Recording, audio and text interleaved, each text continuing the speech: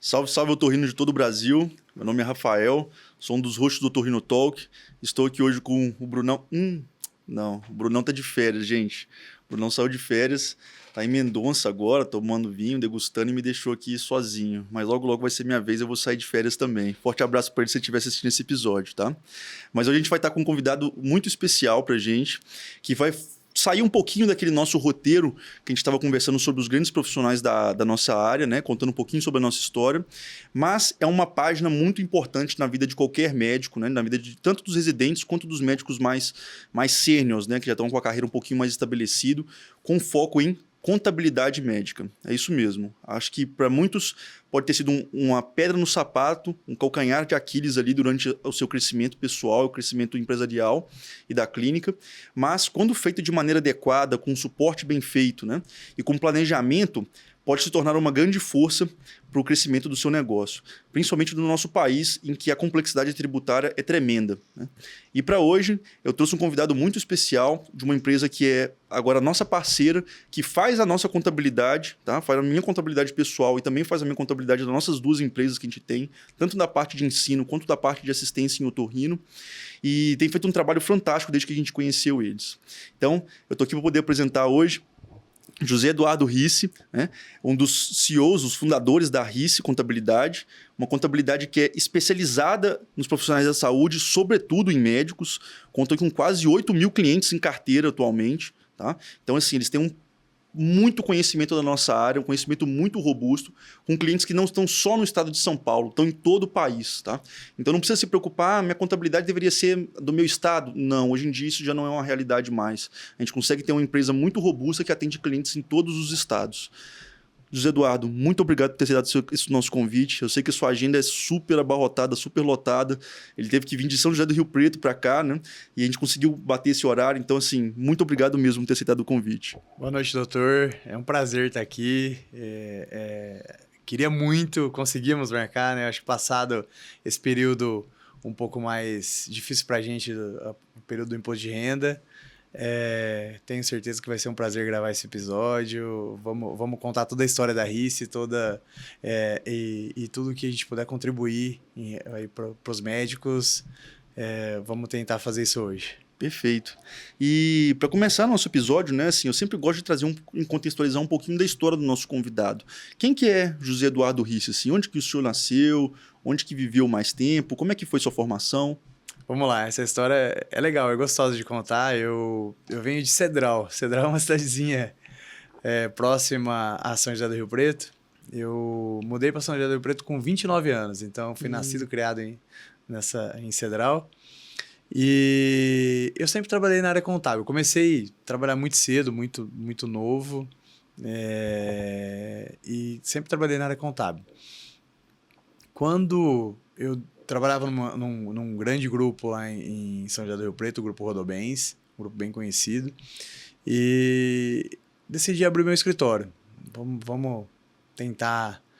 Eu queria ter o meu negócio, na verdade. Não, era meu negócio, mas eu não tinha outra opção. Eu não tinha opção de ter um outro negócio. Eu sempre amei contabilidade e acho que financeiramente era o único que eu conseguia, era mais fácil de iniciar. Uhum. Não iniciei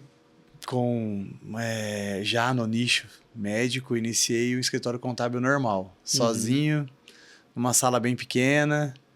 E fiz uma listinha de 12 ou 13 amigos que um tinha um material de construção, o outro tinha uma oficina. Bom, tinha 13 amigos que tinham um negócio que precisavam de serviço de contabilidade, que eu sabia que eles tinham um escritório de contabilidade que prestava serviço para eles. Falei, bom, aqui dá para mim começar, dá para mim sair do serviço que eu tô, começar e tal. Resumo, nenhum deles foram clientes meus até hoje. Olha. Mas eu agradeço bastante, porque talvez meu rumo teria sido outro se eles tivessem sido meus clientes. Uhum. E logo no início eu tive muita sorte, com 3 meses de escritório, um anjo apareceu na minha vida, um médico anjo apareceu na minha vida, e um médico que tinha uma cooperativa médica. Então, e lá em 2011, quando eu comecei, tava muito uma mudança de forma de contratação de serviço médico. Então, a PJ estava entrando forte, era um momento forte da contratação via PJ. Tava deixando de acontecer a maneira que existia naquela época, que era CLT, que era RPA e algumas outras que existiam. E os médicos que trabalhavam para ele obrigatoriamente tinham que abrir empresa. Então, ele é lá de São José do Rio Preto e o contador dele era daqui de São Paulo. E ele estava precisando que os médicos abrissem, e o contador acho que não estava conseguindo ter essa tratativa com os médicos lá de São José do Rio Preto. E aí ele me deu essa oportunidade, trabalha esses médicos aqui. E eu comecei ali, cobrava R$250 por médico, não cobrava para abrir, e era, assim, fazendo de tudo para ter cliente. Mas eu ainda não pensava no nicho. Falei, puta, vamos lá. E começou a acontecer.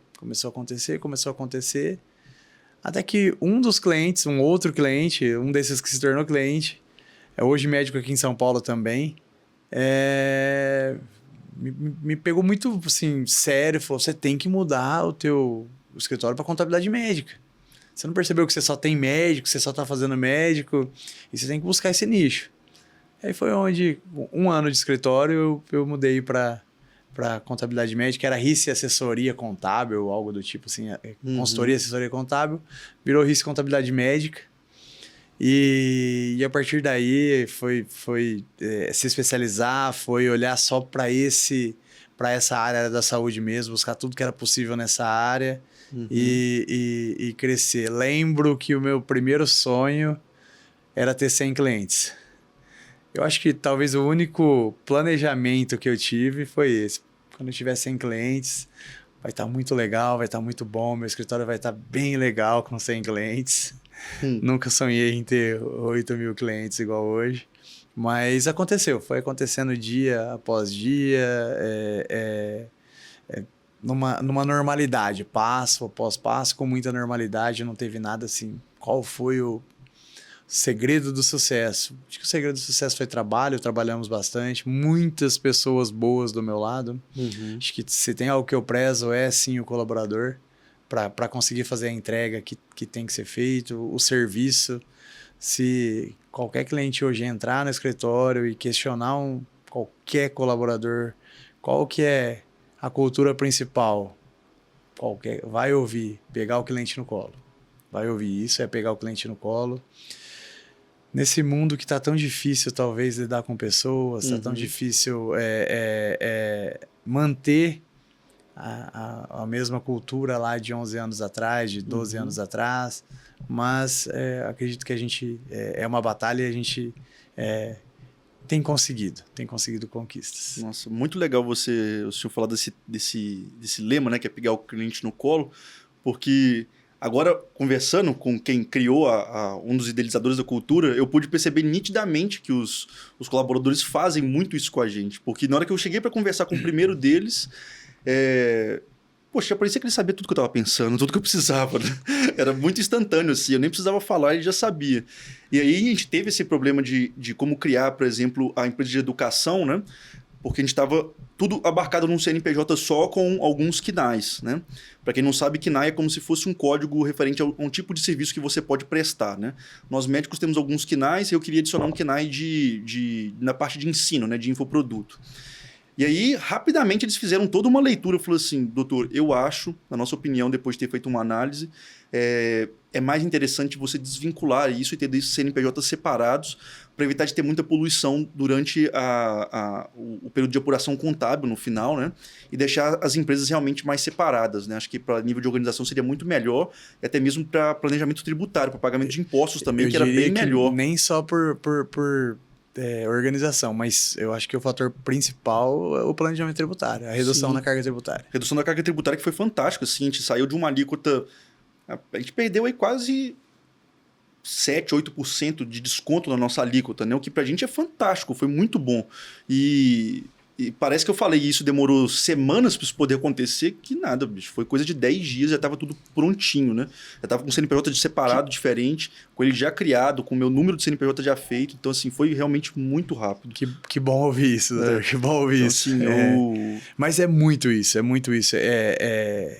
Não, eu acho que o mundo de hoje não nos permite isso assim, com facilidade. Mas a gente luta muito. Hoje, a gente atende a nível nacional, a gente está presente em todos os estados do Brasil, mas a relevância nossa está aqui no estado de São Paulo e 70% dos nossos clientes está aqui em São Paulo, capital. Pô, Rice, por que tua base não tá em São Paulo, capital? Porque eu prezo muito por esse atendimento. E esse atendimento lá no interior, eu acho que eu consigo ainda o calor, sabe? Eu consigo o calor de pessoas. A gente consegue conhecer mais a pessoa, a gente consegue conhecer familiar. Então, sabe, consegue... Por mais que hoje o time é grande, tem mais de 200 colaboradores, acaba saindo um pouco da mão, mas ainda é possível. É diferente daqui de São Paulo. A gente estava conversando anteriormente, eu contando sobre uma outra empresa minha que eu tive aqui em São Paulo. Eu sofria muito com isso. Sofria muito com o colaborador chegar do nada e falar assim, ó, amanhã eu não venho mais. Arrumei um serviço R$50 que eu vou ganhar mais, eu não venho mais. Arrumei um serviço que eu vou pegar um ônibus a menos, não venho mais, sabe? Você cria um vínculo com aquele colaborador, você vive a vida dele também. Sim. E aqui é mais... Eu acho que é mais normal essa frieza. Lá não. Então, por isso que a gente mantém lá. É um dos fatores de estar no interior ainda. Né? E São José do Rio Preto é uma delícia, assim. Me lembra, eu sou mineiro, né? Me lembra muito Minas Gerais, assim, né? As pessoas, o jeito de falar, tudo mais, né? Sim, já fui bastante lá. Inclusive, tem uma padaria de lá que eu adoro, que é o Zapas. Zapas é fantástico, assim. Sempre que eu vou lá em São José do Rio Preto. Hoje tem vários. Sempre que eu vou lá, eu sempre passo em algum dos Zapas. Mas, nossa, muito legal. E eu acho que para o nosso público que está escutando a gente, acho que é muito interessante a gente já pegar ali para os residentes, acho que não só de otorrino, viu, gente? Acho que essa conversa aqui ela vai muito além de uma especialidade só, né? Apesar do nosso público-alvo ser você que é otorrino, acho que isso pode se estender para várias outras especialidades, né? Então, assim, divulguem isso nas suas redes sociais, compartilhem isso com seus colegas, que eu acho que vai ser uma conversa muito, muito útil para todos os médicos em geral. Então, pegando ali desde que o médico se forma, né? Acho que a gente sabe que o caminho natural nosso é procurar cada vez mais a especialização. E assim que a gente se forma, sempre bate aquela dúvida, né? Assim, às vezes tem as possibilidades de poder receber plantões por PF ou por CNPJ, e logo ali depois que a gente entra na residência também bate algumas dúvidas, porque a gente sabe, né, a realidade dos residentes do Brasil é que a gente tem que trabalhar fora da residência ainda para poder se manter. É dificílimo algum residente que consegue se manter só com a bolsa. Como é que vocês orientam assim em relação a... Comecei minha vida de trabalho como médico. Devo já abrir um CNPJ de cara? Não devo? Se for abrir, como que eu vou fazer esse processo? Doutor, é legal essa questão. Eu acho que realmente é muito importante a atenção nesse momento. Hoje, inclusive, a gente tem um plano formando onde a gente faz um trabalho nos 3 últimos meses ali antes da formatura. Eu costumo dizer que o sentimento mais forte que a gente tem hoje em relação aos formandos é que aquele dia que ele pega a carteirinha do CRM na mão, que ele pega o CRM dele, ele tem um plantão agendado para o dia seguinte. É o que a gente mais vê. E para ter esse plantão agendado para o dia seguinte, é esse o desejo da grande maioria, ele precisa estar com o CNPJ dele aberto, porque não existe outra forma de contratação hoje a não ser CNPJ. Eu desconheço. Não lembro a última vez que eu conversei com um cliente que recebe via RPA, via CLT, carteira assinada. Eu desconheço a última vez que eu vi uma contratação dessa maneira. Sempre CNPJ. Então, o que a gente indica? Que ali, nos 2, 3 últimos meses, que a gente trabalha essa abertura com calma. A gente, nesse plano formando, o que a gente faz lá? A gente abre esse CNPJ sem custo pro médico. As taxas ali de junta comercial, balcão, tudo que são no início, na abertura, a Rice banca. E a gente não cobra o honorário dele até a emissão da primeira nota. Então, ele abriu agora em outubro, mas o primeiro plantão dele é em janeiro, então o primeiro honorário dele é em janeiro. E aí, quando ele pega o CNPJ, o CRM na mão, ele nos avisa, aí a gente faz o registro da empresa dele no CRM, aí ele paga só a taxa do CRM. Então, a taxa dele seria a taxa de CRM da prefeitura ali, que é aquela taxa anual da prefeitura. Agora, a taxa de abertura a gente banca, mas é muito interessante que ele tenha o CNPJ aberto, que ele tenha o CNPJ já em mãos. E aí, esse CNPJ em mãos também, eu acho que é interessante a gente pautar que esse início de carreira para ele, a gente indica muito que ele abra no endereço dele, no endereço residencial. Tá? A gente trata como domicílio fiscal, porque isenta ele de algumas obrigatoriedades. Essa responsabilidade a gente joga para os locais onde ele presta serviço. Então, ele vai prestar um serviço num hospital, o hospital sim tem que ter vigilância, o hospital sim tem que ter todos os alvarás e obrigatoriedades. Ali, o domicílio fiscal dele é simplesmente para constituir o CNPJ. E com essa empresa aberta, ele pode iniciar a carreira dele ali trabalhando. Mas entrei na residência. O que a gente vê quando ele entra na residência? Primeiro ano de residência, talvez primeiro ano e meio de residência, a gente tem como modelo lá que ele não consegue trabalhar. Diz que a residência toma muito ele, realmente é puxado e ele não consegue fazer plantão por fora, não consegue fazer algo por fora. É isso que a gente tem como modelo, na grande maioria. A gente planeja para ele a suspensão da cobrança dos honorários. A gente não cobra mais aquele honorário cheio. A gente passa a cobrar uma taxa de R$60 dele para deixar a empresa inativa. A empresa inativa, sim. A empresa sem movimento. A empresa continua ativa, continua normal, ela fica sem movimentação. Pô, conseguiu fazer um plantão, a gente emite a nota, normal, ele recebe, envia os impostos, normal. Não é uma nota que a gente vai, agora eu tenho que te cobrar o honorário cheio. Conseguiu fazer um outro plantãozinho nesse período ali de um ano e meio, tá tudo bem, tá tudo certo pra gente. Qual que é a nossa prioridade? Manter ele conosco, saber que ele está ali conosco e que daqui a pouco ele vai voltar. Vai terminar a residência, ele vai voltar e vai continuar sendo nosso cliente. Então, aí a hora que ele voltar a atuar, a hora que ele voltar a emitir nota constante, a gente volta a cobrar o honorário cheio dele. Nossa, Zé Eduardo, muito interessante essa perspectiva de vocês, muito mesmo. Vocês pararam para prestar bem atenção no que foi conversado agora, é realmente uma empresa que entende o momento que a gente vive. O momento de estar 3 meses antes de formar, naquela ansiedade de querer começar a trabalhar. Então, adianta sair da faculdade e já querer trabalhar de uma vez sem se planejar? Não. Com 3 meses ali, a gente consegue fazer um processo educacional ali com o quase médico, né, o quase recém-formando, para ele poder ter um CNPJ ativo, para poder já começar a trabalhar de forma segura e de forma legal também, né, pelo menos do ponto de vista contábil. E quando ele passa por esse período que a gente sabe, poxa, eu já sou residente ainda, né? Tô no meu R5, meu 5º ano de residência. E para vocês que aceitam a gente que são residentes também, sabem, o primeiro ano de residência, o 2º ano de residência, poxa, a gente quase não consegue trabalhar por fora direito, né? E quantas pessoas eu já não vi que tiveram que fechar completamente o CNPJ nesse período porque não queria continuar pagando a mensalidade da contabilidade, né? E aí vocês vêm e já resolvem esse problema na hora, imediato, né? Que eu falo assim, não, calma, doutor.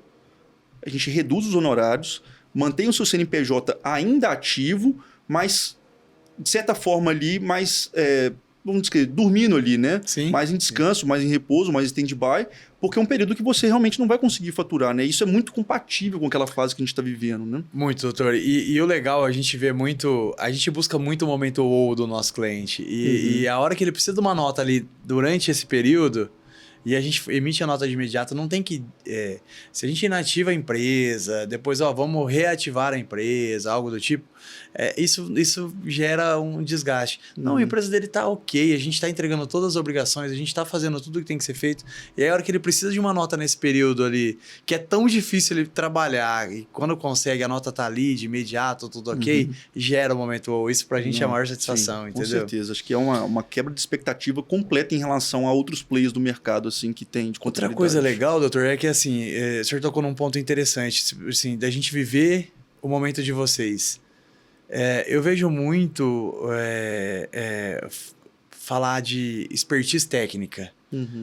E assim, dá pra gente estar um passo à frente, talvez, ou estar um pouquinho à frente de quem olha para tudo. A gente não olha para tudo. Se você me perguntar o que está acontecendo na parte fiscal de um comércio, eu não sei responder. Mas eu sei responder da área médica, eu sei responder na saúde. Eu prefiro, e o meu dia a dia é olhar para isso. Só que eu não acho que esse é o diferencial, porque a parte técnica, para mim, ela é igual com todo mundo. Eu não tenho um diferencial dentro do meu escritório que eu falo, olha, vem para mim porque eu faço isso melhor que outra pessoa. Eu vou estar mentindo. Mas o que eu faço e o que eu prezo é sim viver o dia a dia do médico. É saber da necessidade do médico. Então, entender a correria da vida de vocês, a loucura que é a vida de vocês. Então, até mesmo um exemplo bem básico pra gente hoje, mas que eu acho que é um diferencial gigante. Horário de atendimento. Nosso horário de atendimento é até meia-noite. Sim, isso é bem legal. A gente tem um fluxo de atendimento à noite muito forte, sabe? São atendimentos básicos, não é um atendimento complexo. Olha, eu não consigo fazer uma consultoria tributária às 10 da noite. Mas a hora que você precisa de uma nota fiscal com urgência, eu consigo emitir. A hora que você precisa de uma segunda via de DARF para pagar naquele dia, sem ter que pagar mais multa e juros, eu consigo reemitir. A hora que você está com uma dificuldade de pagar alguma coisa, está com alguma dúvida ali momentânea, eu consigo atender. E acontece muito. Eu falo que eu acho que é a hora que acaba o dia ali do médico, ou a hora que o plantão dá uma amenizada, 10, 11 horas da noite, começa a ter volume de atendimento, entendeu? E pra gente é gostoso, porque é outro momento uou pra gente, entendeu? A hora que o médico pede uma nota, 11 horas da noite, 11h30 a nota tá de volta, e ele agradece feliz, pra gente é a satisfação. Nossa, isso pra mim acho que é uma das grandes chaves de empresas de sucesso, né? Que depois que você passa a parte técnica, realmente é conhecer o seu cliente de verdade a fundo, isso você já mostrou que vocês sabem, e uma outra pauta para mim é muito importante é relacionamento, né? Quando você consegue juntar as duas coisas, não tem cliente que não fique encantado com o tipo de serviço. E uma outra dúvida que eu já vi bastante de muitos colegas, inclusive me mandaram essa pergunta hoje, antes de eu chegar aqui, existem muitas outras possibilidades que as pessoas encontram para poder ter um CNPJ e emitir nota, que são aqueles famosos CNPJs em conjunto, né? Que eles botam lá 20, 30, 40, quando não são centenas de médicos dentro do mesmo CNPJ, né? Para poder emitir nota. Ou às vezes aqueles colegas que, por exemplo, às vezes querem reduzir o valor da nota da contabilidade, porque às vezes emitem poucas notas, né? Não querem gastar tanto, e acabam fazendo o CNPJ juntos com outros colegas, que às vezes são colegas que assim, poxa, daqui a 2, 3 anos, isso aqui não faz o menor sentido a gente ter um CNPJ conjunto mais. O que você tem a dizer sobre isso, assim? Eu já vi muita gente que faz isso. Eu tenho histórias boas para contar disso, viu, doutor? É assim, lá atrás acontecia muito mais, porque eu falo lá atrás, 2012, 13, acho que até 14 mais ou menos, porque a época que ainda não era, o Simples Nacional não era atividade contemplada à saúde. Então, financeiramente, até valia a pena, realmente. Tinha uma complexidade de responsabilidade, uma complexidade que eu nunca concordei com isso, mas se você olhasse financeiramente, até valia a pena. Hoje, para mim, não vale a pena de maneira alguma, porque, principalmente para esse médico que faz isso, é o médico que está iniciando carreira. E a hora que ele faz isso, ele acaba saindo de uma alíquota do Simples Nacional, porque soma faturamento. Então, vamos entender um médico que hoje fatura ali de 15 a 20 mil reais por mês. Eu não preciso fazer nenhuma conta, é fato, eu taxo que ele vale a pena ele estar no Simples Nacional, no fator R. É a melhor tributação que existe para ele. Mas se ele abrir em 3 pessoas, 3 pessoas faturando o mesmo tanto, ou próximo disso, aí o faturamento da empresa vai ali para 60, 50, 60 mil. Já não é mais o Simples Nacional Fator R que vale a pena. E o Simples Nacional Fator R é a menor alíquota que existe. Então, ele está dividindo o valor da contabilidade, do honorário contábil, e dividindo o valor do CRM, mas ele está pagando talvez 3, 4% a mais de imposto ao mês. Que é muito mais do que dividir o valor da contabilidade do CRM. Ele não está fazendo essa conta. E aí as histórias legais que eu tenho para contar, que assim, que a gente já viu tanta coisa em relação a essa questão de sociedade entre amigos. Eu valido sociedade familiar. Puta, eu e minha esposa, eu e meu irmão, eu e meu pai, eu até valido se estiver ciente que vale a pena financeiramente, que é necessário talvez, olha, uma clínica onde a gente vai fazer os cadastros de convênio, validar outras coisas. Então é necessário. Tá ciente que vai pagar um pouco a mais tributário, mas é necessário estar em conjunto ali, ok. Agora, quando assim, junta amigos, pessoas conhecidas para isso, e eu não vou longe nessas, eu tô falando dessas de 2, 3, 4 ou 5 que se juntam para abrir. A gente tem um caso bem que marcou bastante pra gente lá. Eles eram residentes, 4 amigos residentes, moravam juntos, inclusive. Abriu uma empresa. Aí um tem que administrar, né? Porque a hora que eu fecho os impostos, eu não consigo emitir um DARF para cada um. Sim. Eu emito um DARF da empresa, do CNPJ. Então, um administrava. Eu até mando a divisão de impostos. Mando um relatório de divisão de impostos falando, olha, doutor 1 é X, doutor 2 é X, e a somatória é o valor do DARF. Mas um tem que administrar, um tem que receber dos demais, tal. Esse que administrava, ele se complicou financeiramente. E os demais não sabiam que ele se complicou financeiramente. Eles descobriram, doutor, o dia que um deles perdeu o carro. Porque eu tinha comprado o carro no nome da empresa, porque tem um benefício comprar no nome da empresa, as concessionárias dão um desconto ali, acho que de 12% no valor. E, de repente, chegou um oficial de justiça para levar o carro embora do cara. E aí que eles descobriram que a empresa estava cheia de dívida, que tinha um problema judicial e tal. E foi muito forte na época, porque levou o carro de um dos médicos embora. Então, assim, é sócio, sociedade. A gente já teve médico que respondeu o processo de erro médico e acabou, vamos usar o termo dor de cabeça, dando dor de cabeça para os demais sócios.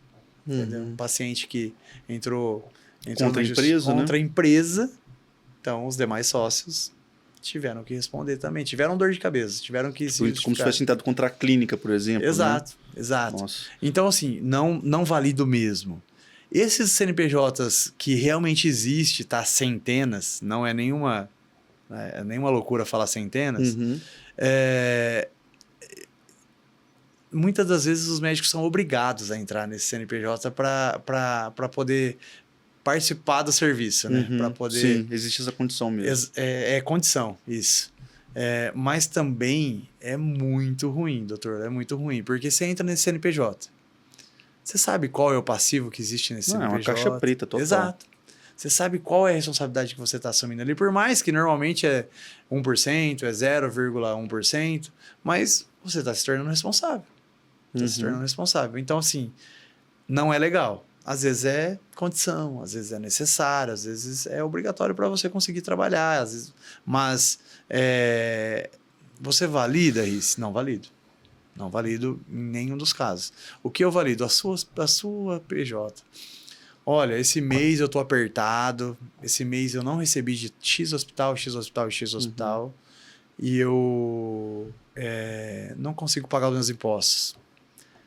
Eu vou pagar o mês que vem com multa e juros, eu vou parcelar.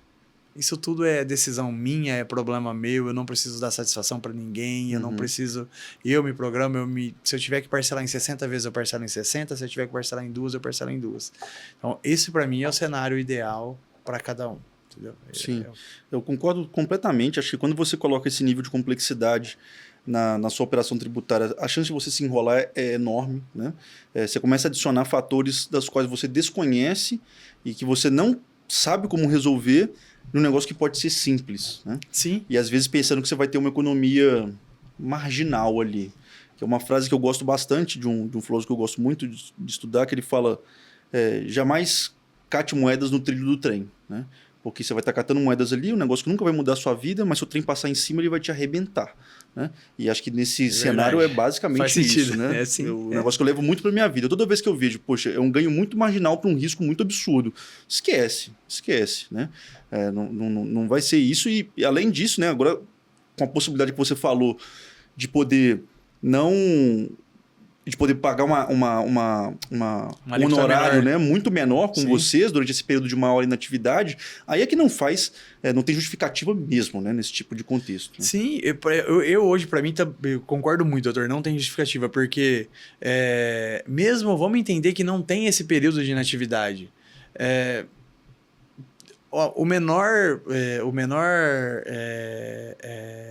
A menor possibilidade tributária que existe hoje é no Simples Nacional Fator R.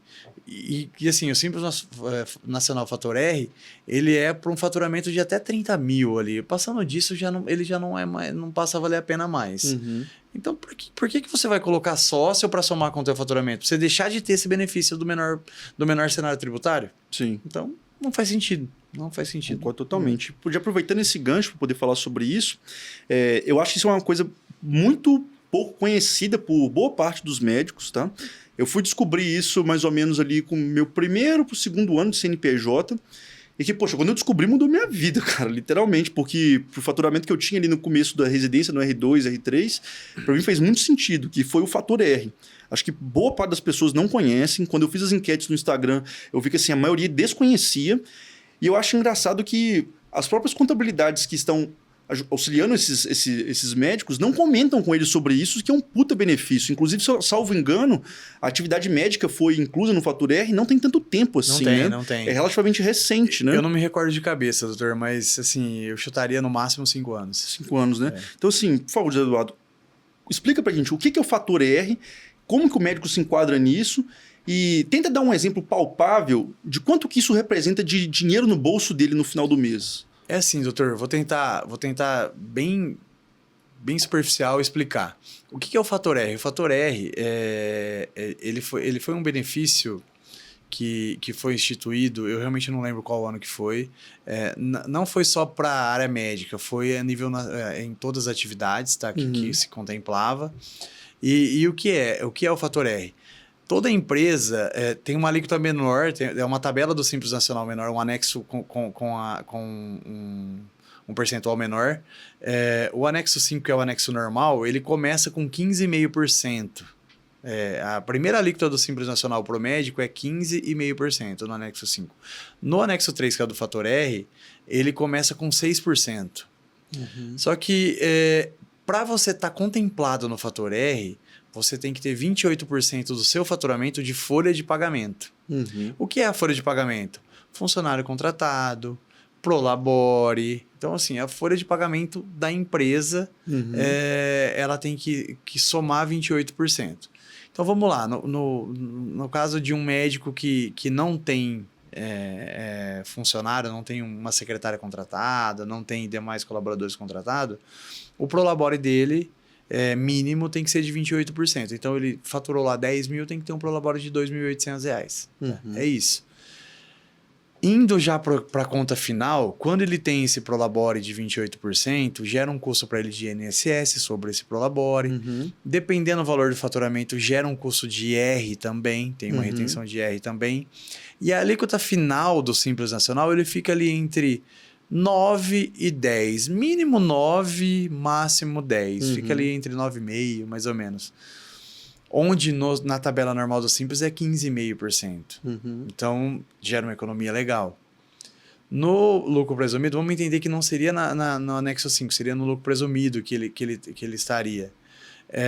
Qual é a alíquota? 11,33 mais ISS. Vamos colocar um ISS mínimo de 2%, então seria 13,33%.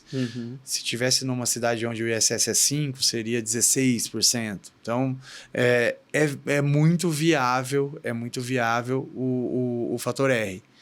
O que pega o fator R? Ele gera um pouquinho de trabalho para nós, porque a gente tem que controlar a folha de pagamento dos últimos 12 meses. Tá? Então, assim, a folha de pagamento dos últimos 12 meses, ela tem que ser mínimo de 28%. Então, talvez é por isso que não é tão divulgado, não é tão falado, porque tem um controle a mais. Onde no Simples Nacional normal ou no presumido, faturamento apura e acabou. É. Eu não sei se eu consegui ser claro, mas esse é o benefício do Fator R, entendeu? Uhum. O benefício do Simples Nacional Fator R é essa necessidade de ter 28% do valor do faturamento como folha de pagamento. Uma dúvida que eu mesmo já tive lá atrás é possível se enquadrar no Fator R em um CNPJ cujo só existe um sócio e 100 funcionários? É possível, via Prolabore. Porque o Prolabore ele é obrigatório para todo sócio da empresa. Ele é obrigatório. Então, você tem um CNPJ com um único sócio, com um sócio individual, vai existir o Prolabore. O Prolabore, a gente define o valor do Prolabore, o sócio define o valor do Prolabore. Olha, o meu Prolabore é de R$1.000, meu Prolabore é de R$2.000, mínimo de um salário mínimo, né? Mas de R$5.000. Então, para estar enquadrado no Fator R, o Prolabore mínimo tem que ser de 28% do faturamento. Então, assim, para explicar um pouquinho melhor para quem está de casa, tá? Na maioria dos casos, vocês, como residentes ou como médicos mais jovens, boa parte de vocês vão se enquadrar no Simples Nacional, tá? A maioria vai acabar se enquadrando no Simples Nacional. Principalmente para quem chega ali a faturamentos da empresa até mais ou menos 40, 50 mil reais por mês, tá? Se você estiver no Simples Nacional, a alíquota é de 15,5%, tá certo? Só que quando você enquadra no Fator R e a atividade médica se enquadra no Fator R, você tem que fazer o seguinte: você vai pegar, suponhamos ali, você recebeu R$10.000, vamos fazer uma conta redonda. Se você pegar o seu Prolabore de 28%, né, ou seja, R$2.800, vai incidir a alíquota de impostos nele, que, salvo engano, gira em torno de quase 11% em cima desses R$2.800. Só que, quando você for emitir nota em cima dos R$10.000, a sua nota não vai ser de 15,5%, ela vai ser de 6%, correto? Correto. Então, se você pegar essa alíquota de 6%, mais os 11% ali em cima dos 2.800, a gente vai chegar ali num valor final que vai chegar em torno de 9 até 10, quase 11% em cima dos 10.000. Ou seja, uma redução ali que pode girar em torno de até 5% para vocês. Isso é muito, muito, muito bom, porque quando aconteceu comigo, eu lembro de, por exemplo, em vez de estar pagando, nos meses que eu ganhava, por exemplo, sei lá, R$20.000, em vez de estar pagando 15,5%, que geraria em torno ali de quase que R$3.000, caía para quase 10, que seria tipo R$2.000, ou seja, é o valor de um plantão. Né? Era o valor de um plantão, basicamente, né? Que ficava no meu bolso em vez de ir pro bolso do governo. É muito dinheiro, né, senhor? Então, assim, é bastante dinheiro, cara. Faz muita diferença. Dá para levar a namorada, a noiva, poder jantar num lugar mais legal. Dá para poder fazer uma coisa mais diferente no final de semana, né?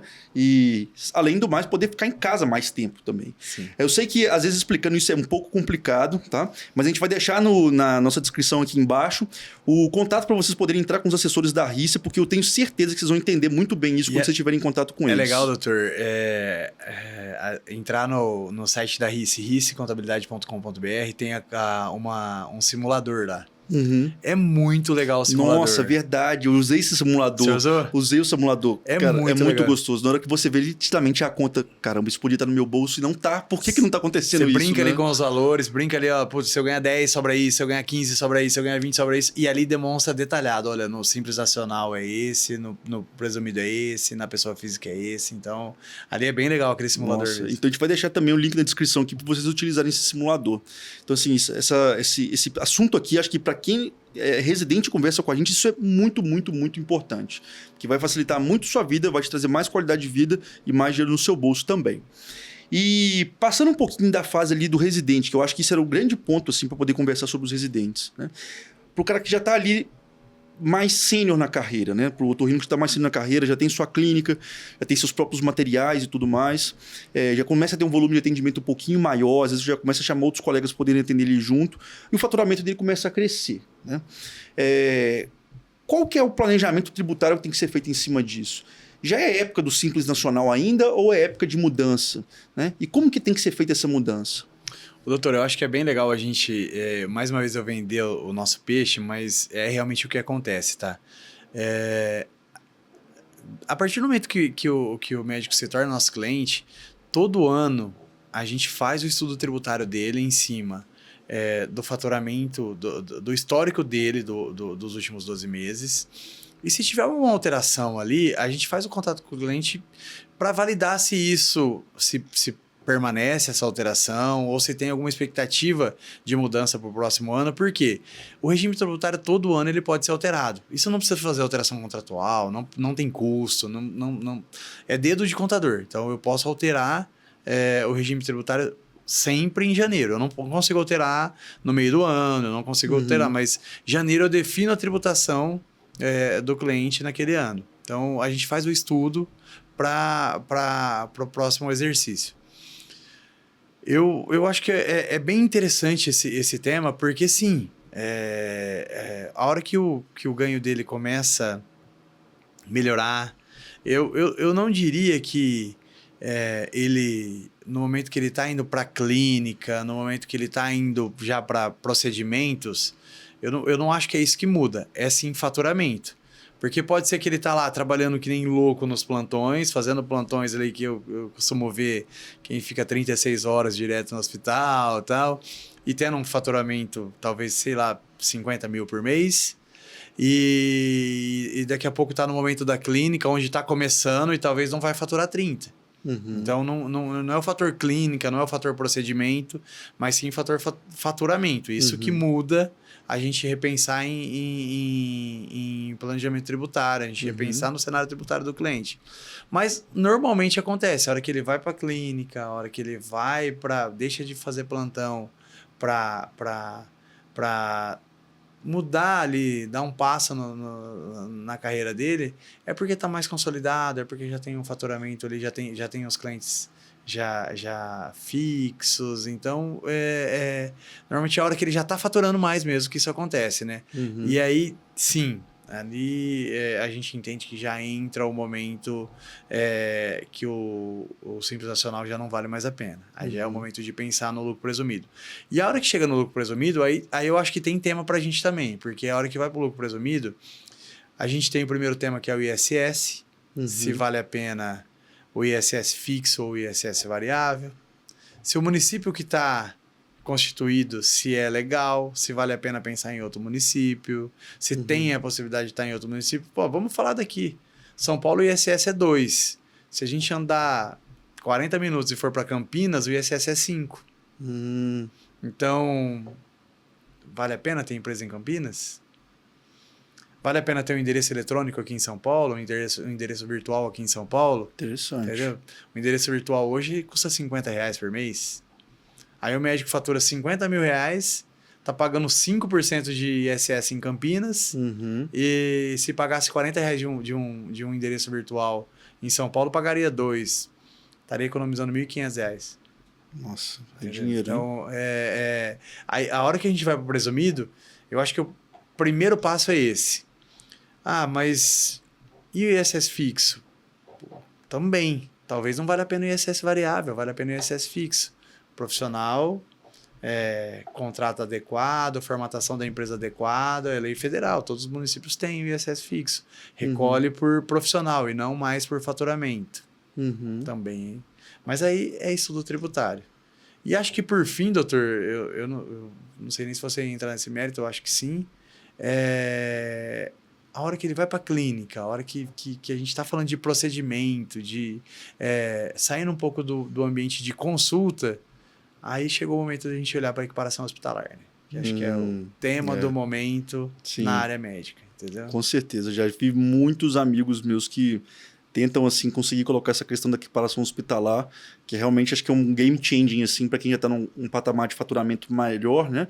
E quer se enquadrar, acho que no melhor regime tributário possível para a nossa área, né? Sim, sim. Eu não tem nem dúvida sobre isso. E você pode explicar um pouquinho melhor para quem estiver de casa escutando a gente o que significa essa equiparação hospitalar e quais são os benefícios que ela traz para a gente do ponto de vista contábil? Doutor, a equiparação hospitalar, ela é complexa. Complexa que eu digo assim, porque o que mais tem hoje no mercado é discussão sobre equiparação hospitalar. Eu vou falar sobre a condução da RICE, tá? Como que a gente conduz, como que a gente entende. E é fato, a gente conduz, sim, tentando preservar ao extremo o nosso cliente.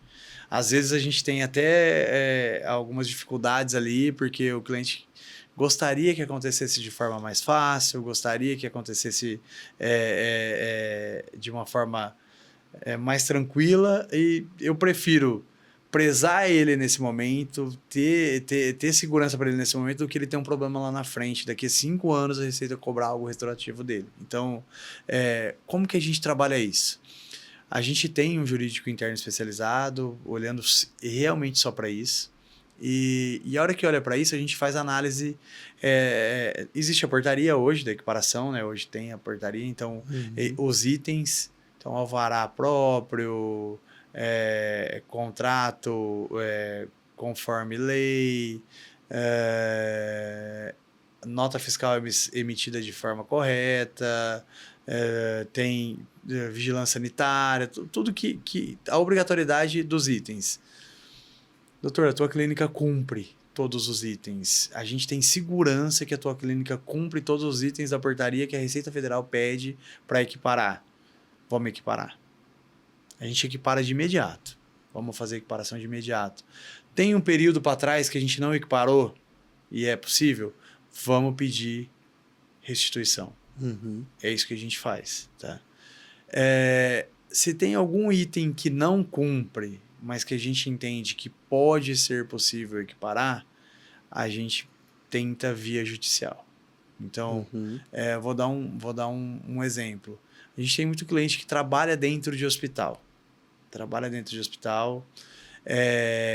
Diante daquela portaria, faz procedimento, atende, tem atividade hospitalar mesmo.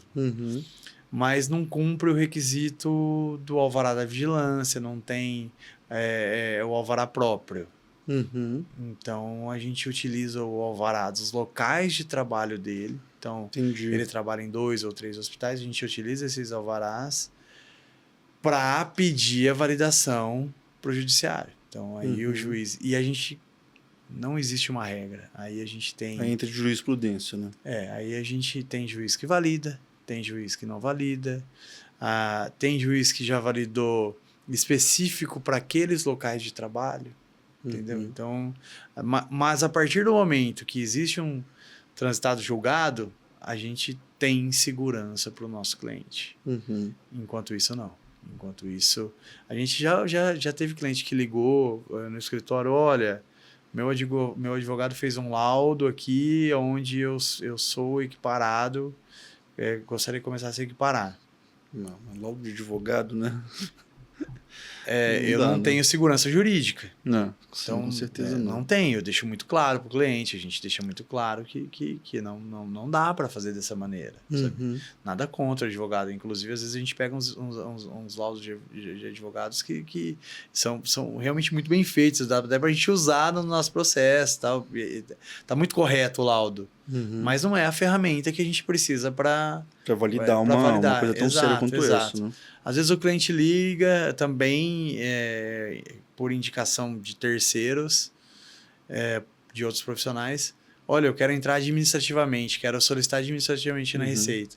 Não adianta solicitar administrativamente. A Receita não vai validar algo que não está dentro da portaria. Sim. Tá? Inclusive, quando a gente entra judicialmente, na maioria dos casos, a Receita recorre. O juiz dá ganho de causa e a Receita recorre, dizendo, olha, ele não tem alvará.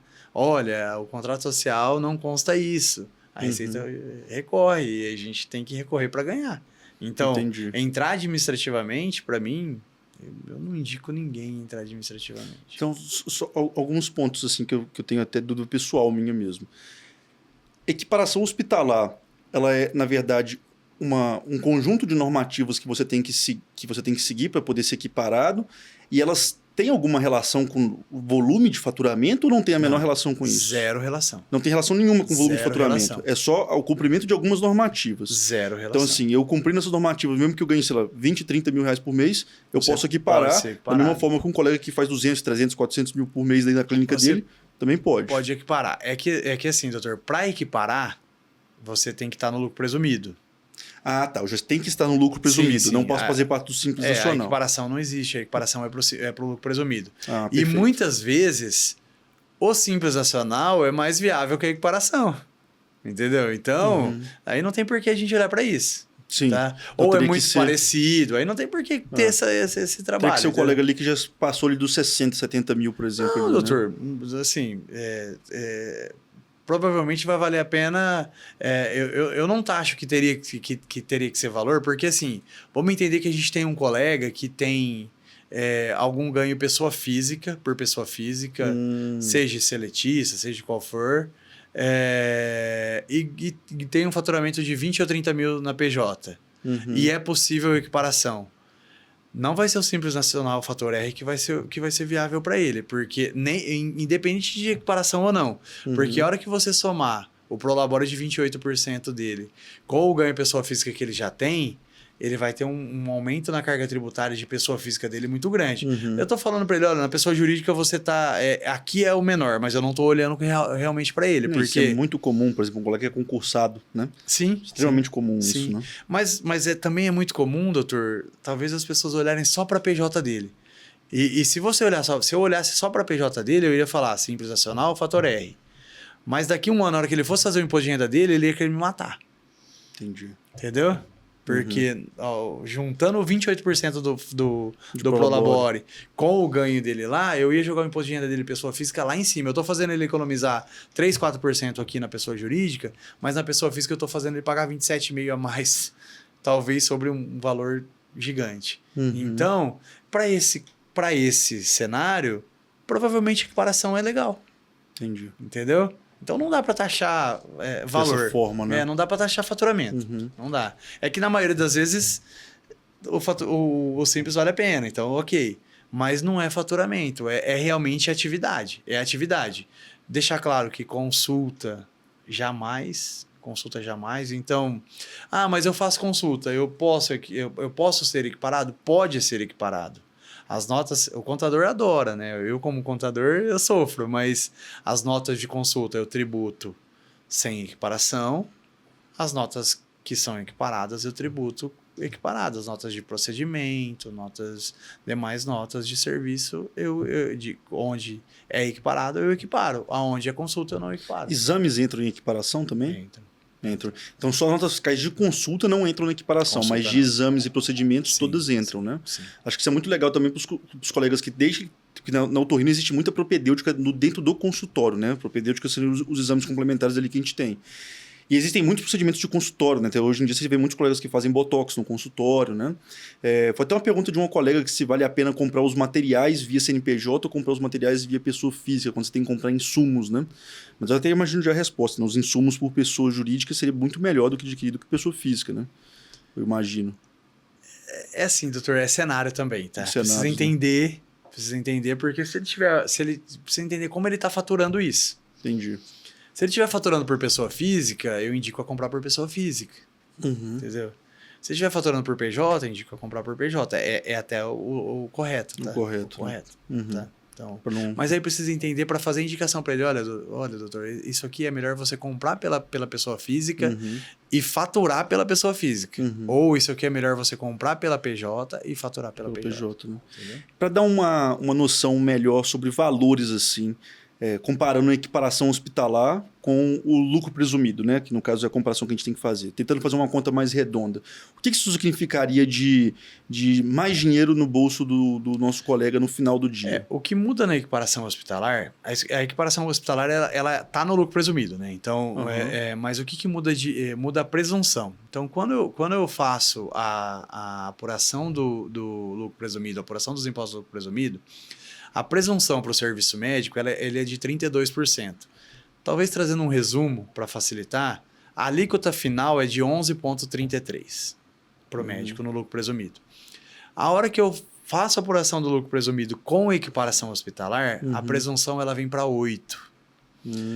A alíquota final, que aqui é 11,33%, ela vem para 5,93%. Nossa, é muito então, impactante. Assim, tem uma redução legal. Muito impactante. Ela tem uma redução bem legal, bem legal. Então, quando consegue a equiparação hospitalar, você está falando que a gente começa a pagar de impostos assim de 5%, 6%. Estou falando de imposto federal. Que a gente Sim, impostos federais, claro. 11,33 mais o municipal. 5,93 mais o municipal. Que aí o municipal pode ser 2, pode ser 5, pode ser fixo, que pode representar 0, alguma coisa. entendeu? Foi o que você falou daquela diferença de São Paulo e Campinas, por exemplo. Né? Exato. Então, assim, Mas trazendo para um cenário de contábil de São Paulo com ISS variável. Aqui seria 13,33, que é a grande normalidade, 13,33, e aqui seria 7,93. Nossa. Não preciso nem falar com vocês, né, gente? Eu sei que essa conversa, às vezes, pra gente que é médico, é muito difícil de digerir, mas mais uma vez eu vou falar. O contato dos assessores da RIS aqui, dos contadores da RIS, vão estar todos aqui embaixo, tá? O canal, para poder conversar com eles, vai estar totalmente disponível para vocês. E vão conversar com eles, cara. Assim, para mim, foi igual o José Eduardo falou desde o começo. Pegar no colo, pegar nosso cliente no colo. E comigo foi assim, não tenho dúvidas que se vocês chegarem aqui embaixo, acessarem e conversarem com eles, vocês vão ter a mesma tratativa, o mesmo tratamento que eu recebi. E aqui a gente está falando de vantagens assim fenomenais, né? Fenomenais. Se você sair de quase 13% para 7%, na hora que a gente está falando aí de, suponhamos, 100 mil reais, por exemplo, por mês, a gente está falando de 13 mil reais para cair para 7 mil reais, né? Então isso aí é muito significativo, tá? Muito significativo mesmo. Então realmente vale muito a pena. E doutor, eu confio muito na minha equipe, mas caso não seja dessa maneira, pode chamar eu direto, tá? Vamos deixar meu contato lá, chama eu direto pra gente, pra ter essa tratativa, tá? Isso é gostoso que você vê que o CEO, né?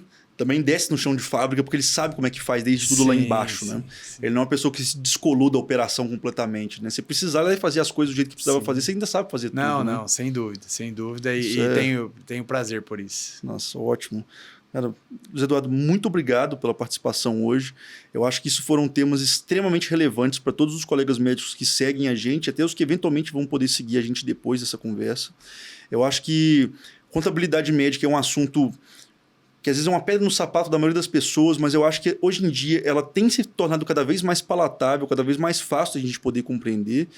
E com uma empresa igual vocês, que além de pegar a gente no colo, ainda se preocupa com a nossa educação contábil, né? Porque eu pude perceber isso, eu recebi uma quantidade absurda de materiais legais que o próprio Paulo e o Pedro me enviaram, né? Que me ajudaram muito nesse processo meu. Eu achei fantástico, né? Porque assim, eu continuei aprendendo, agora eu consigo conversar com eles mais de igual para igual, né? Assim, para a gente poder tomar as melhores decisões possíveis em conjunto. Então, eu acho que a empresa de vocês faz um trabalho fantástico para a nossa classe, né? Para a nossa especialidade. Não só a nossa especialidade, mas a nossa classe médica como um todo. 8 mil clientes, a gente não está falando de pouca coisa, né? É um número muito impactante em nível de cenário nacional. E eu tenho certeza que daqui para frente é só o estrelato mesmo, né? Eu acho que vocês vão romper os 10 mil, 15 mil, 20 mil clientes, igual quando você pensou lá atrás com 100, né? 8 mil, qual vai ser a próxima meta, né?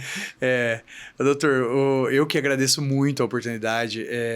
A gente quer estar muito mais próximo, tá? Muito mais próximo de vocês.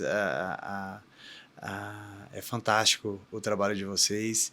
E até mesmo da especialidade, a gente quer estar mais próximo, tá? A gente quer o que for possível, nos convide, nos dê a oportunidade que a gente vai estar junto, tá? Não vou medir esforços para estar junto.